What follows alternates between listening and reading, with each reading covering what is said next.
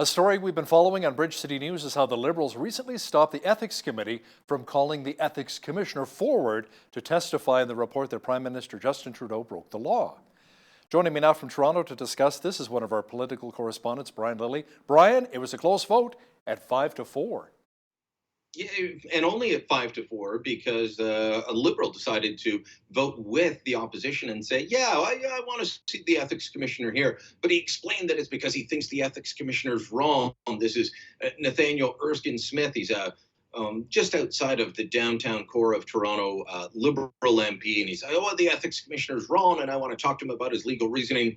They knew they had the votes even without him. So he was able to vote and side with the opposition on that. But in the end, the ethics commissioner is not coming forward. Now, look, from an ethical point of view, I think this is the wrong move. Absolutely the wrong move. If you're looking at it purely from a strategy point of view, a bare knuckles politics point of view, it's probably the right one. They're going to take a lot of flack for saying, no, we don't need to hear from the ethics commissioner anymore. Look, the ethics committee will regularly hear from the ethics commissioner anytime they put out a report. It's like saying that the finance committee or public accounts won't hear from the auditor general. They do that all day. Oh, you have a report? Come on by. We'll talk to you. But the Liberals knew that if they allowed this to happen, it would just keep questions going. Not that I think questions have disappeared or will disappear on this, but the fact is they chose what they saw as the lesser evil, I guess. Federal Conservative leader Andrew Scheer says the Mounties need to be called to investigate. Now, former Justice Minister Jody Wilson-Raybould was already contacted by the RCMP, I believe it was last spring. Yeah, she was contacted. She didn't say exactly when, but she did say in the spring, so it'd be sometime after March. She testified at the end of February. Things moved on from there, and she was eventually contacted.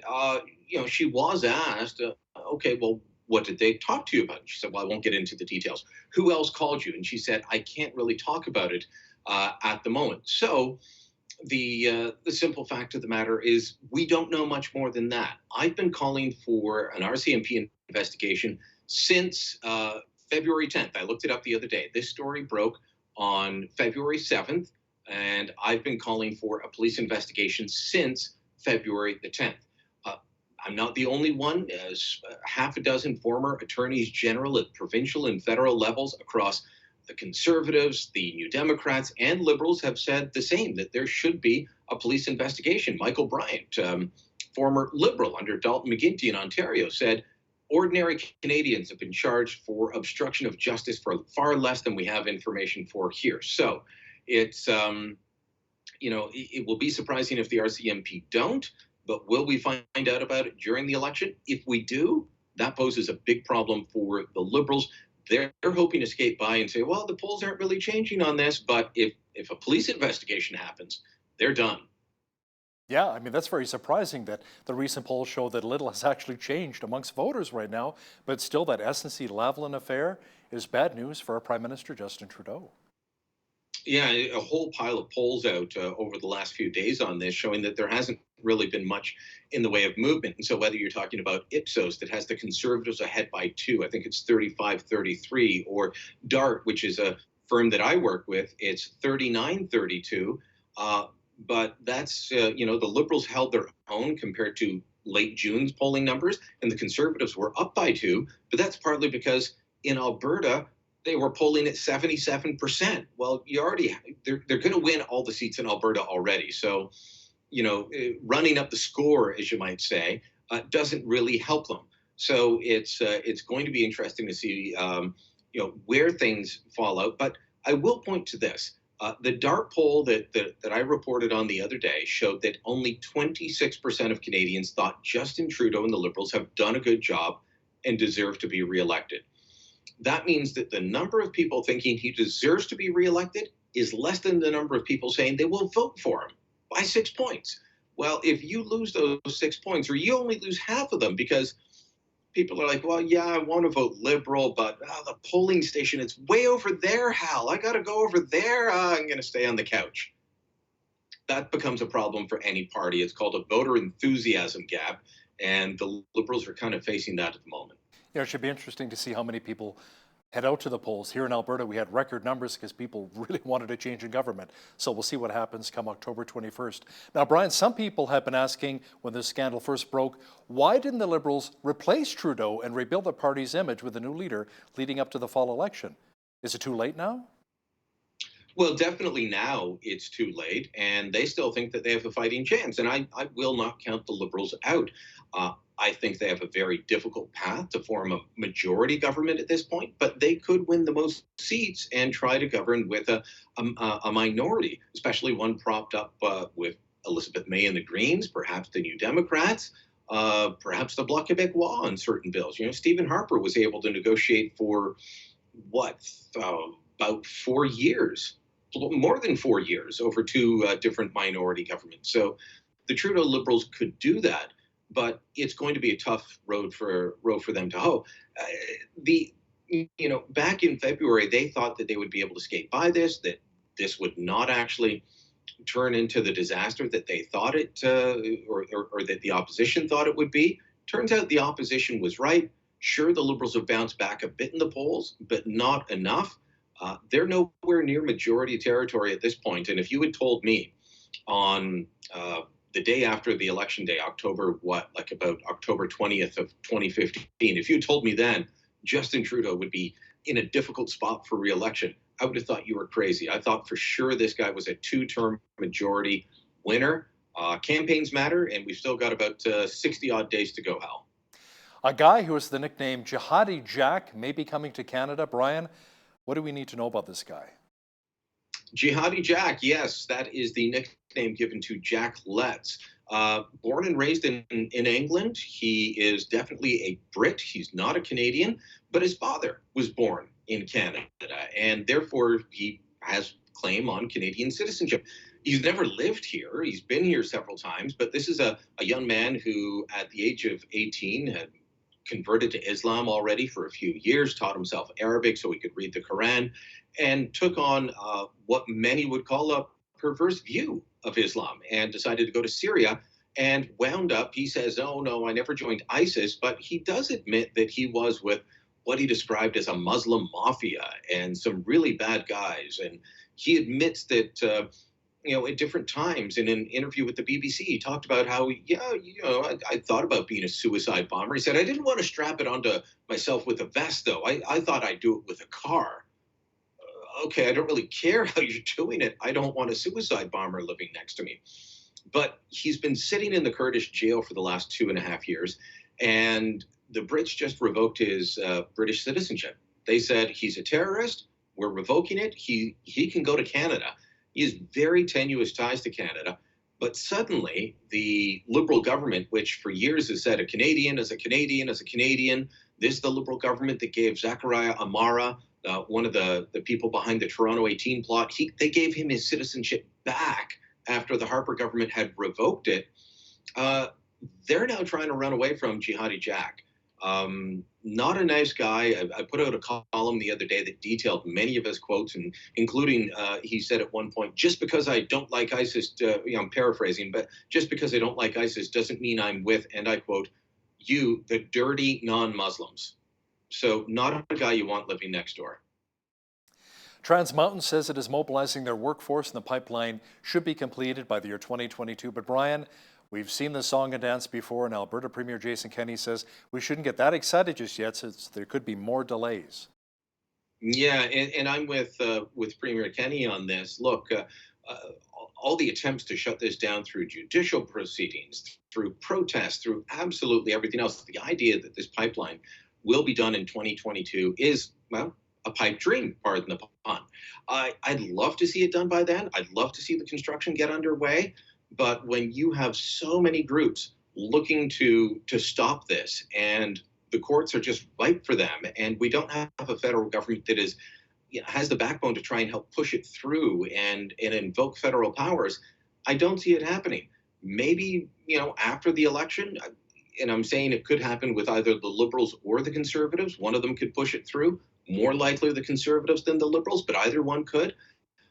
Maybe, but at this point, I still don't see it happening, and I'm with Premier Kenney. Don't get too excited just yet. As protests in Hong Kong continue, a statement by Canada has created a further rift with China and demands that Chrystia Freeland be removed as Foreign Affairs Minister. Christy Freeland putting out a joint statement between Canada and the European Union and really invoking the ire of China. I mean, it doesn't, China can be pretty thin skinned on these things, but it was a decent statement. And Christy Freeland, even though she is part of a government whose foreign policy I disagree with on many fronts, I think they played footsie far too long with China before getting into this spat. When it comes to standing up for democracy, she does a pretty good job. I mean, the woman was banned in Russia, or as the Beatles would have sang, banned in the USSR. So she's now raised the ire of China. They want her removed as foreign affairs minister. Their official state media calling for that. Well, good on her for that. Unfortunately, we've spent far too long giving the Chinese government, credence, giving them credit in ways that they didn't deserve. Now, I have to tell you, Hal, I was shocked. I think it was last weekend. Yeah, last weekend, there were demonstrations here in Toronto in favor of those protesting for their democratic rights in China, in Hong Kong. But there were counter protesters in almost equal numbers showing up to cheer on the regime in Beijing. And one of the people that is supporting the regime in Beijing, former Ontario Liberal Cabinet Minister Michael Chan. So shame on him and shame on everyone that showed up to back a repressive regime. After giving Loblaws around $12 million for new freezers, the Trudeau government has apparently now given a multi-million-dollar loan to a billionaire family. Tell me more about that. Oh, worse than that, Hal. They're forgiving the loan. They're forgiving the loan. So Wow. It was a loan. It was a non-repayable contribution, voluntarily repaid contribution. What are these crazy economic development things? I mean, why do the Irvings? This is a company owned by the Irvings. They own everything in New Brunswick that the McCain family does not. By the way, I was going to say everything but potatoes, but they own Cavendish Farms, so they kind of own half the potato crop as well. They own the shipyards, they own the refineries, they own the media.